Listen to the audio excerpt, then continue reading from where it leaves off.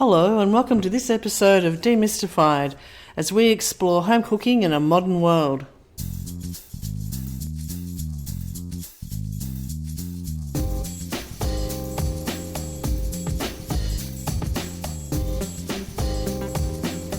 Hello, I'm Linda and I'm here with my friend Paul. Hey Paul. Hello, Linda. Today we thought the topic of the day, topic du jour, there you are, French. Oh, very good. Well, not really badly. How about cookbooks? Yeah. How'd you come up with that idea, Linda? Well, Paul, it is a topic we haven't covered. No, and I know it's not, It's not really steam related, cooking related. Well, it is cooking related, but not steam related. But I just thought, yeah, because I was looking through my collection of cookbooks the other day, particularly noting the ones that had been well worn versus the ones that hadn't. And I've now decided that there are two particular types of cookbooks. And what are they? One's the coffee table show off. I know I really want to sort of make myself feel good about cooking and look at beautiful pictures and never actually cook anything out of that particular cookbook. And then there's a cookbook. Okay, I have... It's like going into someone's library where they've got all the greatest novels written of all time, but haven't read them. Do you know what I mean? But there's another one which is the inspirational book. I would say that goes into that category as well. Okay. Yeah. So, and I'm the same. I'm no different. I have those books as well. So it's the chefs that I look up to, I have their books, and I know full well that I will never cook anything out of them. But I have them for inspiration for, those things to look pretty. And then you've got the cookbooks which you actually use, and that's probably what I really wanted to talk more about. The cookbooks that you use. Yeah, so you've probably got some. Well, I've got the one that I got from Home Economics back in the year 1820 when I did Home Economics, and it's called Cookery the Australian Way. Wow. There are no pictures. Yeah. I started off by just helping my family when my dad was a shift worker and mum would often work late. Bring it in. Oh, it's a tatty. It's actually on. I've got a photo of it on steamed up, but I talked about that.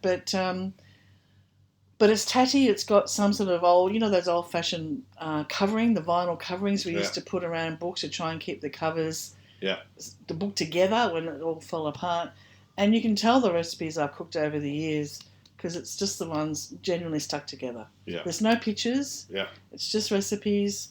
It's like the old the CWA, Country Women's Association, that we've all had as well. Yeah. Yeah. But I got this when I was 13.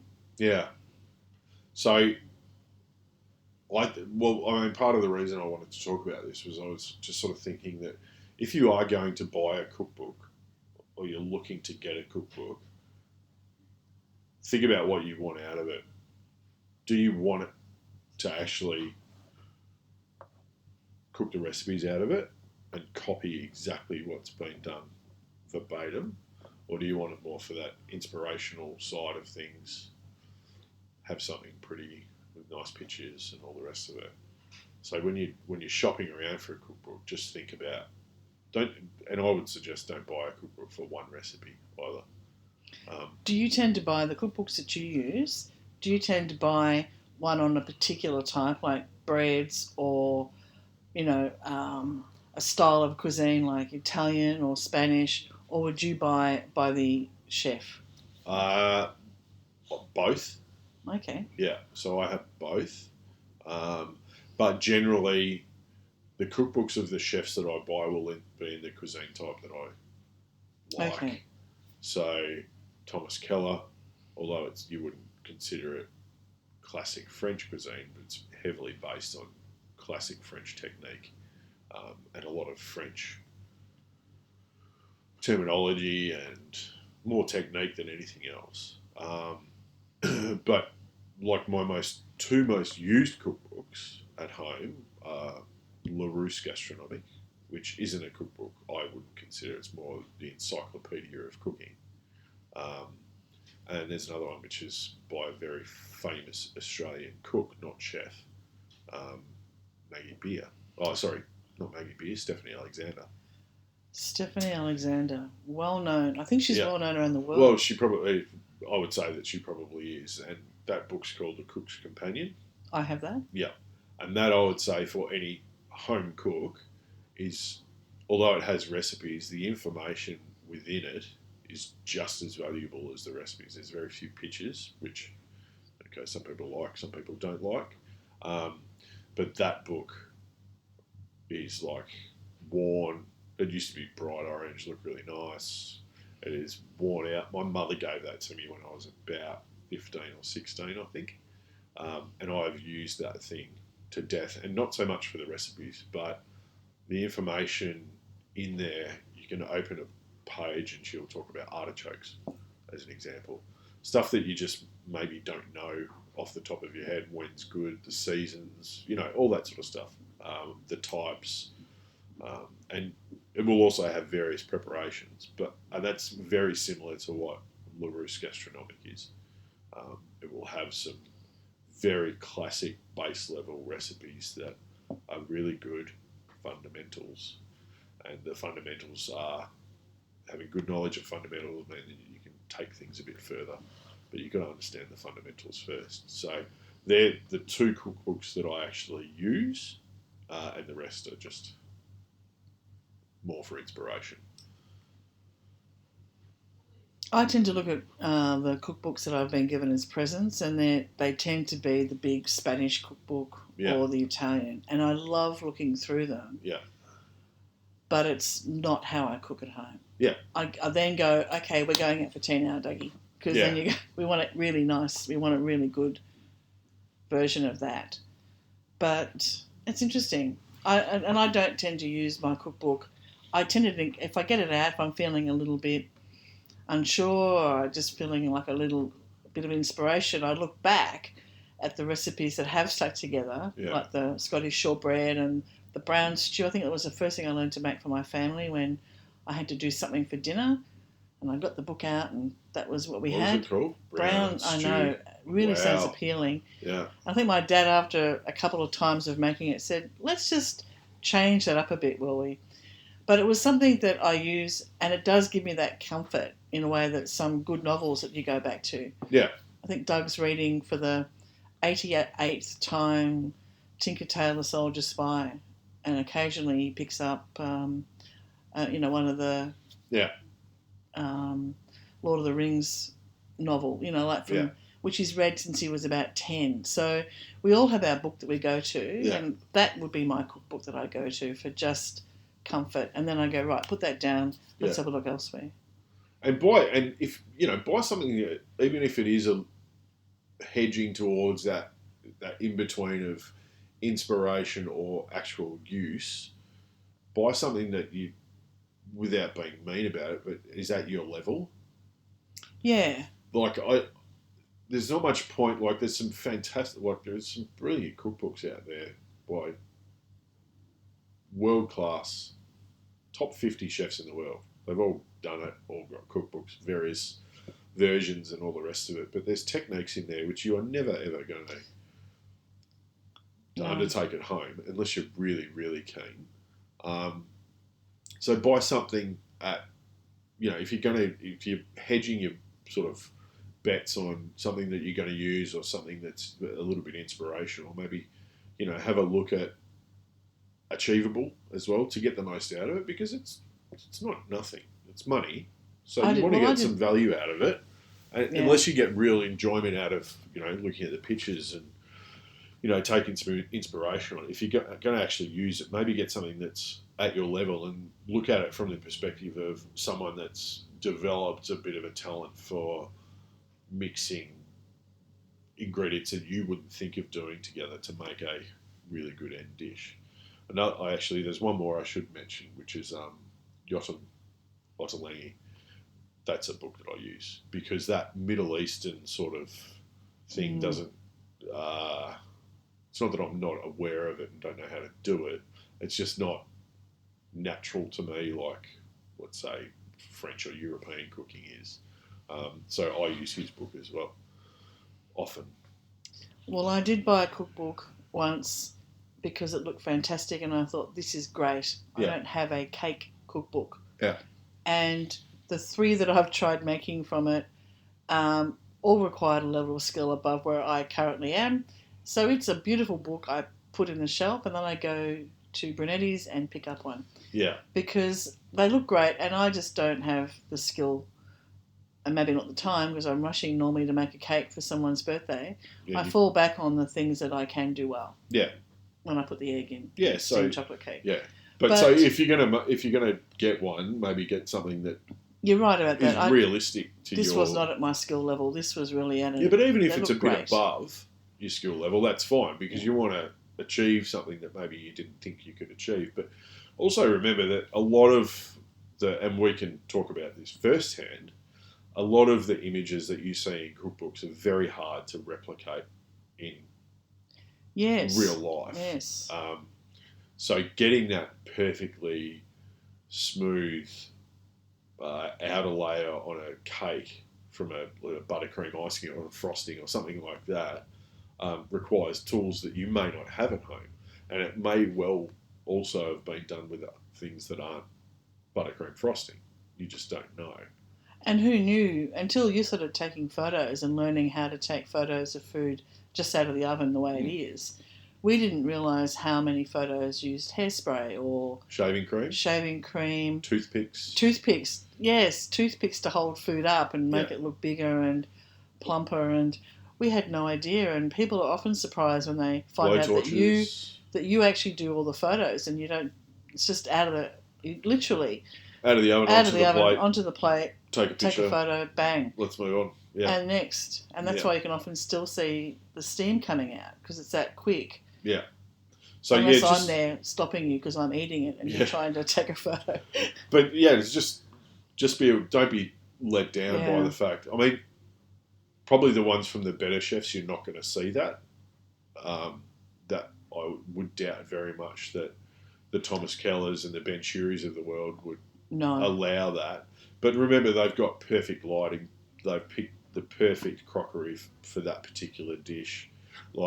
And it's them. It's them too. So you got to, there are certain things which are attainable. And I think really looking at a cookbook and going, because you can flick through a cookbook in a bookstore and just get some really good ideas and take them away without actually having to buy the book. And I'm not saying don't buy cookbooks. Unless of course, you're going to buy Demystified, which you can't find in good bookstores because we're not part of a chain. But another story. Yeah, for another day. But when you're looking around at your cookbooks, consider them in 2 ways. Like if you're buying it as a gift for someone and it's a beautiful cookbook, if they're a keen cook, are they going to use it? Or are you buying it just because it's a beautiful book? Neither is wrong. I'm not suggesting that either is wrong. But, sometimes the ones that are less attractive are the ones that get used the most. They're the most practical. Yeah. Practical how-tos, sensible. Yeah. And I mean, a lot of them these days I've noted too are also 3/4 of the book is filled with the story of the journey that this particular person took when they went through Spain. And you're getting less about how to improve your cooking and more about someone's particular... So it's almost like a diary rather than a cookbook. Yeah. That's very popular. Yeah. So is that what you're looking for? If it is, great. But I'm just trying to sort of... And it's more also for myself because I'm always on the lookout for something really good and inspirational and da-da-da. But I always find I come back to, a handful of favourites which get beaten to death. They've got oil, butter, icing. No. There's more seasoning in my cookbooks than, there is paper. Yeah. They just get used. And it's also important to note that, don't forget, chefs read cookbooks too. They don't read them like any profession to copy the recipes. You just read them to just, go, okay, that's an interesting sort of idea, or that's an interesting flavour combination. I wouldn't have thought of that, or. Or memory. How can, like, I've been doing my main job for 30 years, and every year I still do professional development. Yeah. And I'm still sometimes struck with, but how can you remember everything? And I think a cookbook's a great way of sometimes going back to those basics. Yeah. Well, I do that with my Cookery the Australian Way. The other cookbook I think a lot of Australians would have would be Margaret Fulton. I'm not sure what the equivalent would be in other parts of the world. I'm sure there would be. Oh, Martha Stewart. Martha Stewart would be one. huge. Yeah. Delia in UK. Yeah. But Martha Stewart, she's also quite big here. Yeah. In a lot of ways. We all know her. We all know who she is with her cooking. Yeah. And Julia Child. Yeah. Yeah. But I mean, you could take Julia Child's recipes and scroll through LaRousse Gastronomique. I mean, she's very heavily influenced by the French classics, by Escoffier and all the real old school stuff. But I think what she did was make it more accessible to people, not so daunting and overwhelming. Sort of that. And it made a great movie. If I could about do a cookbook, it made a great movie. Yeah, if I could do it, anyone can do it. The Ratatouille. There you go. Ratatouille, the Disney Pixar movie. Well, which was the famous line of the chef in that. Anyone can cook, even a rat. Yeah. I didn't watch the movie. Oh my god! You have to watch it. Actually, it's really good. Oh. And just so people know, they may not know this about that movie. The ratatouille that's actually made in that movie, which is the star dish of the movie, which is a very simple provincial French dish of zucchini, eggplant, capsicum, tomato, very, very simple. The idea for that ratatouille was actually a real dish made by a real chef. Oh, wow. And the way that it was put together in the movie, in the animation, and the way that it was presented in the animation was identical to how that particular chef put it together, plated it up, and made it. So they took something from real possible cooking life to an animation. So, yeah, there you go. I didn't know that. Learn something new every day. But I did love the movie Julia. Yeah. And Julie, I think it was called, but about a cookbook, doing a recipe every day. That was quite exciting. Yeah. But yeah, I guess, how many cookbooks would it be? A whole shelf? 2 shelves? Me? Yeah. Bookcase. Oh, bookcase. Yeah. I have 1 shelf. No, I've got... I pare them back though. I go, no, I haven't opened this one. I got it as a present, and I recycle it to the. So the funny thing is, now bookstores. I love cookbooks, and I don't get them as gifts anymore. When I was a lot younger and still learning, everyone would get me a cookbook for a birthday or whatever it was. My parents, my sisters, whatever. I would always get cookbooks, and very rarely, very, very rarely do I get cookbooks anymore. No one buys me cookbooks. I'd be too scared. Are you kidding? No. God, what? Why? Hey, I know a good cookbook. I can tell you the last cookbook I got was actually from another, especially in Melbourne, but probably Australia, well-known chef called Gabriel Gatte. And I actually did a cooking demonstration with him, and he gave me a copy of his latest cookbook. And the funny thing is when I started my apprenticeship, one of the first books I ever got given was a birthday present from my sister, which was a Gabriel Gatte cookbook. So 20-something years down the track, I actually looked at that cookbook when I was an apprentice and, that's really cool, and da-da-da-da. And then 20 years later, I'm actually cooking with him and he's giving me a signed copy of his book. That was pretty cool. It's pretty cool. That was. So when you got your first cookbook, you were 15, 16? Yeah, about 15. So you were 16. already cooking at home at that stage? Yeah. I still remember one of the first things I cooked for my mother.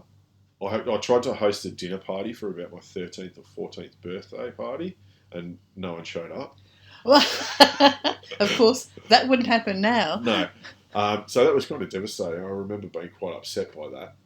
And I started working in kitchens, and the first thing I was really inspired to cook was risotto milanese, and I cooked that for my mum. I still remember doing it. I still remember the colour of the saffron. It was like the first time I'd bought saffron. It was uber expensive then, just as it is now. But yeah, that was one of the first things. I think it was pretty rubbish. Oh, I bet she said she loved it because your mum of course. would not be. Yeah. But, like, your parents have to when their child doesn't want to go to school anymore and they want to leave home and rent a house and start an apprenticeship as a cook. Like, that's, they have to be... Yes, it's really good, darling, while they're spitting it out to a napkin. Want you out. Yeah. But that's probably the first, one of the first things. I think knowing your mum, wine would have helped to wash it down and it would have tasted great. The old Chateau de Bilk Marsan. But yeah, I'm pretty sure it was rubbish. I can't quite recall. Well, probably in my head I was like, yeah, it's really good. But I'm pretty sure it was pretty rubbish. I'm pretty sure 20 years ago it would have been okay because it wasn't as well known to households in Melbourne as it is now. Yeah, quite possibly. Guarantee that. Yeah. Really. Guarantee that. Things have changed a lot. That's one of the things that I love. It's not quite 20 years ago. You're making me sound a bit older. It's more like 14 or 15, 16. Yeah, dream on, Sunshine. Dream on. 16 years ago, wasn't it? Oh, yeah, and the rest, Paul. I'm good at maths, remember? Yeah. I might not be good at doing a cookbook, but I'm good at maths. But things have changed a lot. Yeah. And that's been great. That's what we all love about cosmopolitan Australia is, thank heavens, we have such a multicultural mix of food. Because there's not I don't think there's an Aussie culture as such. You go to Italy and seemingly everyone that you meet can have a little restaurant and their food that they make at home is something that you would pay money for. Yeah. Whereas here, we're so impacted by so many food types, I don't think... Well, and we're a lot newer than the Europeans, as an example. Yeah. Like, we haven't been... Besides the Indigenous Australians who have been around for 40,000 years. And sadly, we don't know enough about that as a culture. No. And that's another good, have a look at cookbooks that you're interested in, not only from a cooking perspective, but if you want to, like you asked before, if you want to get a cookbook just on fish, you can get some really good ones now. But go for people that, if I was to buy a fish cookbook for you, and it was a chef cookbook, who do you think I would buy? What chef would I think would be probably at your level, could teach you a little bit? I know you're putting me on the spot, and I'm going to say maybe, I don't know, someone like Jamie Oliver or no, even lower. See, Thomas Keller, I'd like to think that you would say that, but no, I know that. But I have watched him do carrots, and that was very good. Yeah. Who? So someone like Rick Stein. Oh, I love Rick Stein. I watch all of his shows. Yeah, he's really great. Yeah. Maggie Beer would be, I would watch her. Rick Stein He is fantastic. Global specialist in seafood. He's super passionate about it. He does super simple recipes. So if I was to buy a fish cookbook for you, Rick Stein, I would go, where's Linda at? She really likes fish. She likes seafood. She likes eating it. She's reasonably passionate about it. Crap cook. No, but do I think you could learn, take away at least half a dozen recipes out of the book? If I was buying you a book for actual use, I would probably go, rather than get a all-over person like a Jamie Oliver that does everything pretty well. Yeah. If I'm buying a topical subject book, like a subject book on a particular type of cooking or a particular thing, I'm probably going to go to a Rick Stein.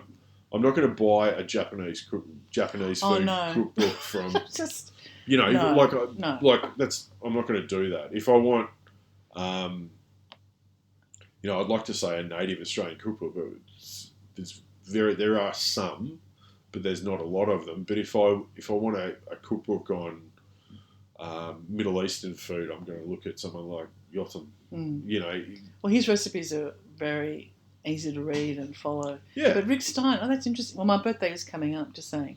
But no, you're right. So she wants an oven, a new wine fridge, basically no, I don't want a new wine fridge. Downdraft, and a cookbook. But just saying. But Rick Stein, he is someone that you like Maggie Beer for Australians, but Rick Stein, he makes travelling and cooking and home cooking seem really easy. But his books are the same. So that's the thing.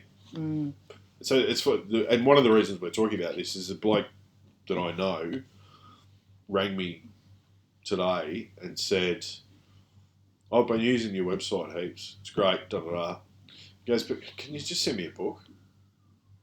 Like, I owe him a favour, and I also asked for one in return. He said, because while I like the website and it's got a lot of variety, he goes, the computer screen goes into sort of sleep mode if I don't get back to it, and then I got to touch it with my fingers, and I've got my phone, and da da da da. He goes, I just want a book. I said, yeah, okay, cool. And when we found that over time, that our book has done okay. Sure, there's more information on the website, but people still like to have a cookbook and sit it up on the bench this and is see the other the thing, isn't pictures. it? And This is the other thing. Do you sit down with your iPad, or like I would use my iPad sometimes now? If I'm looking for something for inspiration, I will look at a Rick Stein or somebody, or I will just go, hey, I'm thinking about this. If I see something on tally that piques my interest, I'll grab my iPad and have a look. So I wonder, are people still trending towards cookbooks, or are we going to online, download, free? You're looking for a recipe on, chicken schnitzel. There's 88 million. Yeah. You just choose the top ones that come up that everyone just goes to, because they're the ones that everyone goes to, so they get the highest ranking. And just, that'll do. Yeah. That's fine. I just wonder whether we're moving towards more online, downloadable. The problem is maybe you don't know where those recipes are coming from a lot of the time. So there's a lot of apps now as well. Oh, there are increasingly number. There's a lot of apps now where you can basically punch in your ingredients that you got in your fridge, and it'll spit out a couple of options to make a meal. But where has that come from? Like, is it just someone who's been a bit clever, or does it have some fundamental base level understanding of technique? And I know I'm saying this like all the time, but I'd rather take a chicken schnitzel recipe from Rick Stein than I would from anyone else on the internet. Not anyone else, but most on the internet, because he'll tell me that it should be this thing because of X, Y, and Z. He'll give me a reasoning why. Traditional, let's say maybe not chicken schnitzel, let's say a veal schnitzel. I'll take the advice of someone from Germany versus America or Australia for that matter. And I only recently found out that a proper schnitzel is cooked in clarified butter. Oh. Yeah. Okay. I didn't know Sometimes oil and clarified butter. And they're always done in a pan. Never in a deep fryer. Okay. Always pan fried. Always. And there's reasons for all of those things. So I kind of look, depending on what I'm looking for, I kind of look in that direction. Do I look online? Yeah, sometimes. I use my cookbooks more for, I'll probably just flick through them, right? I might see something on page 7 and just take note of it in my head, and then I might see something on page 105 and go, oh, that's right, I was just looking at that thing, and maybe those two things could go together. You just kind of... Bits and pieces.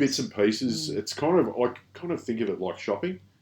When I go to the market, I don't go with a plan in place for what we do. And sometimes, especially not for home. So I'll go to the market and just open-minded. There is no plan. I want to get some fish, only if it's good enough. If I don't get that, then what am I going to do? And so I kind of think of it like going to the butcher, going to the fruit and veg guy, and I just pick a little bit out of here and there and go, okay, maybe that could work. And that's how new things happen. That's how new things come up. Sometimes they're not planned. Well, one of the things that I've had with some of those online recipes is when you actually look at them, and I want to see if it's something above my skill or whether they require equipment that I don't have, like an ice chiller or a deep fryer or things. But then you're reading the recipe and sometimes you think, hang on, how did you get from there to here? You've missed, because I'm not sure that they're always translated properly, or... well, it's not easy to write a recipe too. As we know, and it's pretty easy to leave off sometimes important ingredient, information. like the pork belly has pork in it. Yeah. But it is hard, and so you're right. I am a bit more discerning about when I'm looking at something. If I find something online and I think, oh, that sounds interesting. Yeah. But you're right. Is it going to work? Is it going to turn out? Does it have the right? Yeah, and sometimes the best thing is to not read them when you need them. Like, yes. Read them when you don't need them. Like, so if you just before you go into the market, if you see something that sparks your interest and go, I think I might want to cook chicken schnitzel. It's a bad example, but let's just say, read it and read the method then and there. And you just get that in your head, because if you're trying to keep up with the recipe while you're cooking and you skip a step or something happens, so you're better off having a look at least a little bit in advance of you actually cooking. I mean, when you're baking a cake and stuff like that, it's a bit different because it spends a bit of time in the oven and you've got a bit of time to faff about and catch up and read in between. But yeah, have a read. I always say, like, read it first before you even start. And like anything, I think we've mentioned this before, I'm a big advocate of getting all your ingredients laid out, weighed out. Like, it's about planning. Yeah, get everything ready to go, and then hit the method. Yeah. Like, have a look at the ingredients list, get everything weighed out. Don't try and do it on the run, because you'll miss something. You're going to stuff it up. Well, you're not necessarily, but you'll miss something. Well, it increases the odds of you've got mistakes. A very low margin of error. So that's another thing to look at with the cookbooks. Make sure all that stuff's clear. Like, make sure there's clear differentiation between, you don't want to read a recipe that has got some of the ingredients in the ingredients list, but then there are a couple of hidden ones through the method. Yeah. Or, add an extra 25 grams of sugar at this stage. And you're like, what? Oh, okay. And now I've got to stop, pause, get the scales, weigh the sugar out. You know what I mean? Mm. So look for, I actually consciously always look for recipes that have a different font. I know it's stupid, for the ingredients versus the method. Okay. Always. Easy to read. Yeah. Well, because your eyes just go, okay, well, So I like recipes that actually have photos, so I can see. And I mean, we discussed that a lot. Ingredients, Yeah. Not the raw ingredients. I get that. I want to see the end product so that I've got something in my head that I can aim for. That's just me. Yeah, but we discussed that a lot when we were doing our book, and so we sacrificed putting extra recipes in there to have a single photo for every single recipe that's in there. Yeah. To give people an idea. Now, are they perfect? Yeah, maybe, maybe not. But do they give people an idea of what it should look like at the end? I mean, because there's some recipes in there just like steam a piece of salmon. Like, it's a piece of salmon sitting on a plate which has been steamed, but it gives you a visual idea of the texture that, we're telling you to look for. So depending on where you're at, where your skill level is, I suppose, because a lot of the time I like to not see a picture, because then I get a picture of it in my head. So I'll see a list of ingredients. So it's almost like reading a menu. You see a list of ingredients, but you don't necessarily know what it's going to look like when it comes out and hits the table. But being a chef and being a customer, I know that sometimes I look at those ingredients and I think, wow, and then what comes out is so different in my head. Yeah. I just go, that's not what I was expecting. Yeah. And does it take away initially sometimes? I don't know. I mean, our uncle overseas just says who lives in Spain, never go to a restaurant where there are pictures on the menu. No. And yet, when you're in a foreign country and you sometimes can't figure out the translation, the thing that helps you. Yeah, I'm not one for that. I know it's big in Japan and places like that. Certainly some Asian cultures do a lot of pictures on their menus. I'm not a huge one for that. Well, I think if you're trying a cuisine that you're not familiar with or you're not really on top of, you really do need pictures in your cookbook. In your cookbook, yeah. I'm talking about at the restaurant. No, but in your cookbook you do. That's when you really do need to have, some idea on what it looks like, so you know what you're aiming for. Yeah. And that's what you are expecting to cook with unusual ingredients. But interesting. So, yeah, although not wholly steam related. I just thought it might be interesting to but talk it is, about cookbooks. But it is interesting because even on Facebook, the few times I open up Facebook, it's an amazing how many recipes there are now on Facebook coming up. People just doing little quick things, and I don't know how they're, is this? Yeah, so there's everywhere. You're being bombarded with food. It's the internet of all things. It is. Yeah. Who knew? Who thought internet of this? Things. And yet cookbooks are still really viable. Yeah, really viable. So don't stop buying. Don't buy them. But I just thought it was worth mentioning that if you are going to get one, just why? Not why are you going to get one, but think about what do you want out of it. Do you want it to be a display piece where something that just gives you pure enjoyment from reading it and looking at it, or do you actually want to get it to work with and for you? Like, do you want to work out of it? Do you want to actually get some enhanced knowledge out of it by actually doing what it's suggesting that you should do, which is use it to cook with? Neither of them are wrong, but don't expect it to go and buy a beautiful hardcover Thomas Keller French laundry cookbook and be able Scott to Pickett or Scott Pickett or who, I mean, there's a what's the other one? Ben Shuri, Peter Gilmore, like a lot of these Australian guys are just absolutely stunning books. Like the books are beautiful. Totally. But I'm not gonna do Thomas Keller's what does he call it? Oysters and pearls. You know, it's a dish of oysters and caviar and all sorts of other stuff. I'm not buying $100 a gram caviar. I'm not doing it. So, there's nothing wrong with those books, but if you're going to get a cookbook, figure out why you want it. That's good advice. Anyway, and I'm going to get a cookbook for birthday. Yay! Dougie. Thanks for that, Paul. Get onto it, mate. Thank you. See you later. See ya. Thanks for listening to this podcast as we explore home cooking in a modern world. We'd love you to subscribe, and for more information, please go to our website, cookingwithsteam.com.